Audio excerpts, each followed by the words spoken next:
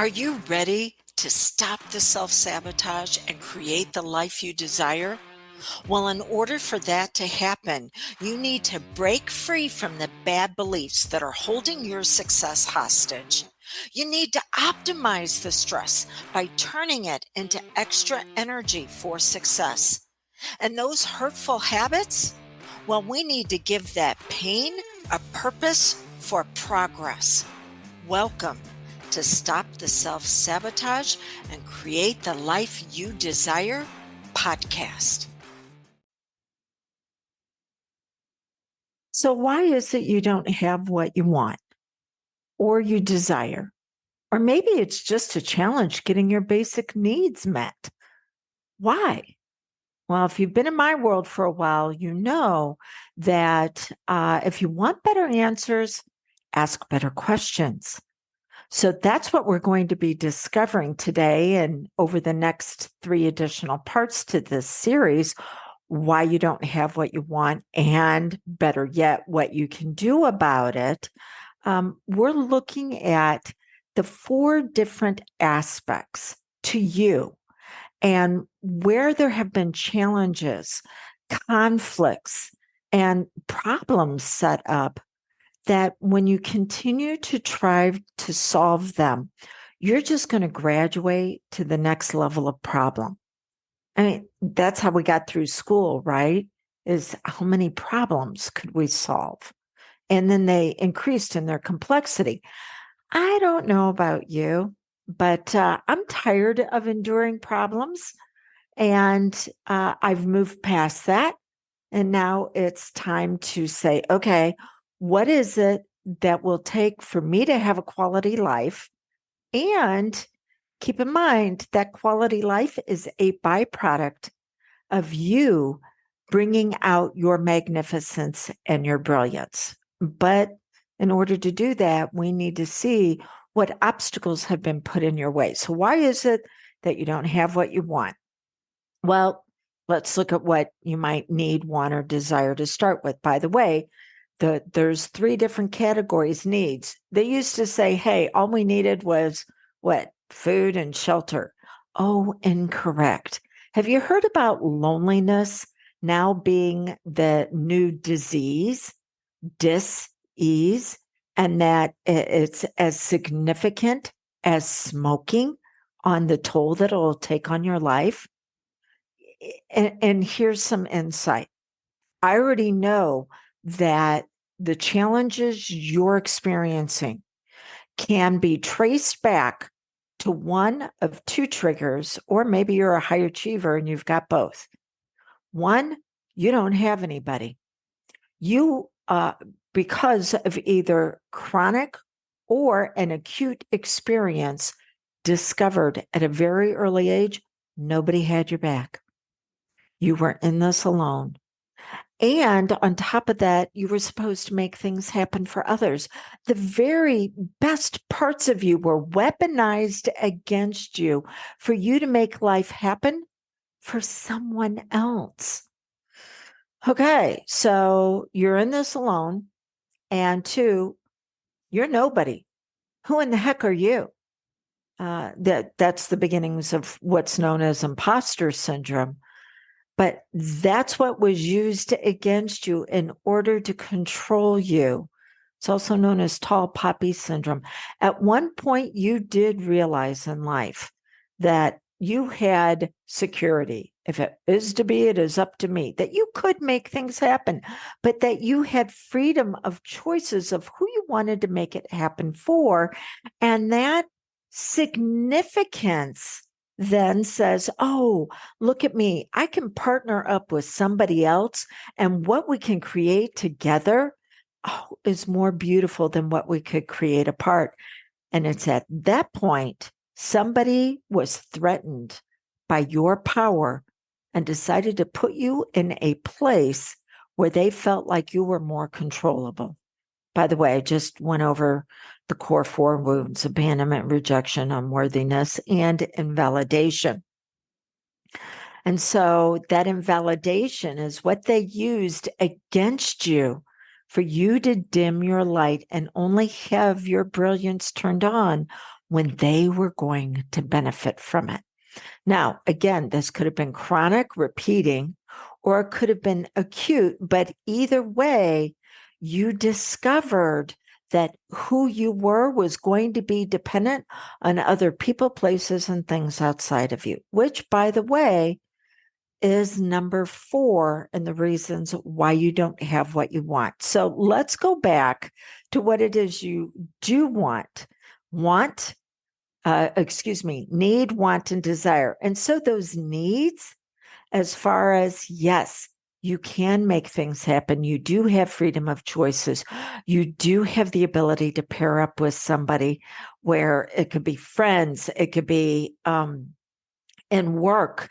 It could be mentoring others or you being mentored. That's significance. And then the validation that the world is a better place because you're better in it. You need that. Then once we take it even further, because then that's when you begin to look at growing and developing additional aspects of yourself. But until the needs in the core 4 are taken care of, you won't have the space for the growth, because the growth and the leadership, those 2 levels only come in a functional, healthy way after the core 4 has been met. And yet, so many of us have learned to use growth and leadership as a distraction from the fact that we're still hurting and we're still in pain over something in the core 4. Okay, so you've got your needs, then your wants, which are bringing out you even brighter than ever before, and then your desires. Your desires, your mission, vision, purpose, and path. So many people are like, they come to me and they're like, Dawn, I don't know what my path is. And I'm like, well, let's go back to your needs and your wants first before we do your desires. The reason why you're having a challenge with your desire is how you can assist others. Well, you can't give to them what you do not possess for yourself. What you're actually doing then is giving to get instead of giving because it's who you really are. We have what's known as the 5 to thrive. The 5 to thrive are finances, health, relationships, career, and untapped potential. So we want to look at your needs and wants in that order, because it's really hard to have a healthy relationship or relationships when you are really struggling with those finances. And your health, oh, forget it. The stress is going to have it out the window. But then you could also say those relationships are going to determine how you're able to show up in your career. Because if you're worrying about what's going on at home, it's really hard for you to focus on being fulfilled and how you're making the world a better place through your brilliance. And then that untapped potential can be a real challenge if the career, it doesn't necessarily have to light you up and be your calling, but your career needs to be healthy enough that it can fund your calling, which brings us back to the finances all over again. Okay. So to go back to the original question, why you don't have what it is that you want, need, want, desire, and better yet, what can you do about it? We're looking at 4 areas. We're looking at your programming, which is mental, your conditioning, which is emotional. We're looking at how you solve problems, which is physical. And then we're looking at your identity, because your identity is what allows you to hold on to success. Because we've all experienced something great happening in our lives, and then it just seems to slip through our fingers. We're like, what's up with that? Well, you only hold on to things because it's who you are, not what it is that you're doing. It's what you focus on. It's your feelings. It's those actions. That's your identity. Today, we're going to be looking at your programming, which is the mental level. And so, again, we're going to go back to something that happened, acute or chronic, and it caused you to do what's known as spiraling down in your brain and spiraling down in your system into survival mode. Now, the areas of your brain between your ears, the outer regions, well, that holds your intelligence. It holds your ability to be able to project yourself into the future. So the decisions you make now support you here, but it also gives you the gift of a future that's going to be fulfilling. If you're spiraling down into survival, oh, okay, well, now you know why you keep repeating the same actions and patterns. It's because it's just going to get you through what it is that you need right now, because you were taught that you're in this all alone and that you're not good enough. And that's what you keep accessing in your brain. Now, of course, there's areas where you're not good enough. It's what's known as beginner's brain. And we all need to be able to embrace that when we start something new, that, yeah, we're going to be challenged to discover more about ourselves. But in the area of your finances, your health, your relationships, your career, your untapped potential, this is a cycle you keep repeating that never gives you a different result. And it's because when you went through that experience that was either acute or chronic, things were put out of order. They were actually disordered. And that disorder can show up with what's known as the 4 Ps of learned helplessness. Here's the great thing: anything that's learned can be relearned. So the 4 Ps of learned helplessness are power over, power under. Now, your subconscious mind is what runs your habits and patterns. And any success you achieve, as well as keep, is based on your habits and patterns. So the subconscious does not use language, it uses symbols. And the problem that you keep facing again and again, well, it has assigned a symbol of that being really large and looming over you, and you're really small and tiny. I mean, if you think of the age that you may have been when that situation first took place, that's kind of like what happened. You were small, and that person or that experience was very, very large. And it's really hard to be able to move forward in life when you're frozen in fear internally. So there's power over, power under. And then once we experience that, well, we begin to feel like it's permanent. It's always going to be like this. And then it gets pervasive and it infects all areas of our life. And then we make it personal.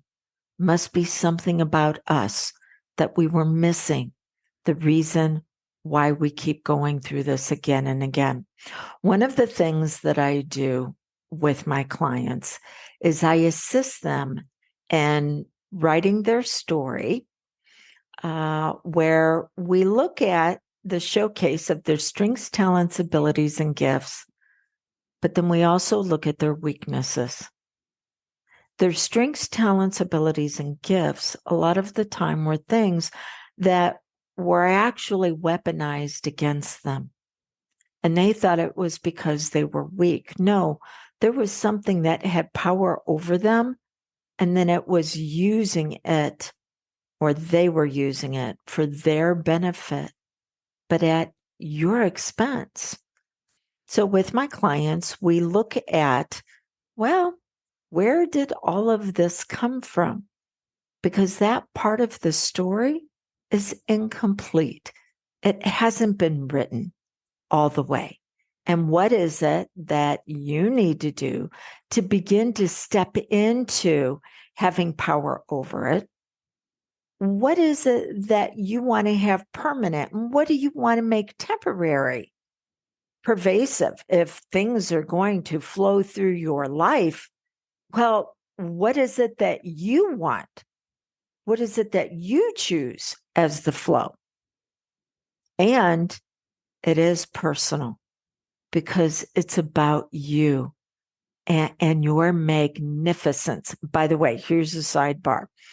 If anybody ever says anything to you and they say it in such a way that they want you to take it personally, they may not always realize at a conscious level that they're doing it, but their subconscious realizes they want to have power over you. Be very aware because that's manipulation. Okay, so things were put out of order. Instead of you being empowered to have power over the situation, it was put out of order that they or it had power over you, that it was going to be permanent instead of temporary. Things were put out of order that it was pervasive instead of contained, and it was out of order that it was personal in a way that would continue to create pain for you or harm. Okay. So what is it that you need to do to stop the self-sabotage and create the life that you desire? I would like for you to look at what do you feel maybe in the past 3 weeks that has shown up consistently where you feel like it has power over you. Now, out of the 5 to thrive: finances, health, relationships, career, untapped potential. Pick one and pick the lowest level that you're having challenges with, because if that foundation is faulty, it's really going to be a hard time to build anything else on it. So look at what you feel has power over you. And then ask yourself, well, what age were you taught not to be empowered, but actually to enable someone else in this area, but at your expense? And then understand she's the one that's still getting triggered, that younger you. I don't care if it was the you last week, last year, last decade, or in the beginning couple of decades in your life. She is the one that's getting triggered. She needs your assistance. Now, the trigger is never going to go away. You just need to add on to the story that your wise woman knows exactly how to step forward and then empower both you in the present. That's why it's called the gift. Both you in the present and the you in the past to come together in a partnership for power over, to choose what's permanent and temporary, to decide what's pervasive and going to flow through all areas of your life. And yeah, take it personal for progress that you choose. Again, this is what I do to assist my clients, and something that I only offer this time of year. It's what's known as VISTA: vision, inspiration, strategies, tactics, and achievement through accountability. If you want to know more about that, then go to dawnlandrum.com, click on the tab that says VISTA, and you will see a very special offer that you have, but know that it is just for now. Okay.